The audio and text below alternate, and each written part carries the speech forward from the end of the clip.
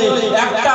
মেয়ের পাগলে হাতকে কেটে রক্তকে ফেলে যখন তুমি বসে দিলি স্ট্যাটাস মারলি, লোকজন দেখবে হ্যালো ভাই কি হয়েছে, হাত কেন কাটা, আর বলিস না মেয়েটার কিন্তু অন্য জায়গাতে বিয়ে হয়ে গেল, তাকে আর পেলাম না, ছি ছি ছি, এই সব করে কি লাভ হলো? যখন আপনার এই জিন্দেগিটা ভালো হয়ে যাবে, ওই জন্য তো কবি বলছে আরে जिंदगी में मरो तो नबी के लिए मरो, जिंदगी में जीना है तो नबी के लिए, इसलिए कि नबी के लिए जियोगे तो क़यामत के दिन तुम और हम शफाअत नहीं करेंगे, उस वक्त आपके हमारे लिए नबी आकर शफाअत करेंगे।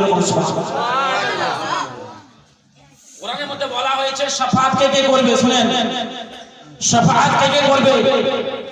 নবীজি করবে, হাজী করবে, আলিম করবে, যারা হাফিজে কোরআন, যারা কোরআনের হাফিজ তারাও শফাअत করে, যেরকম সুবহানাল্লাহ, যারা কোরআনকে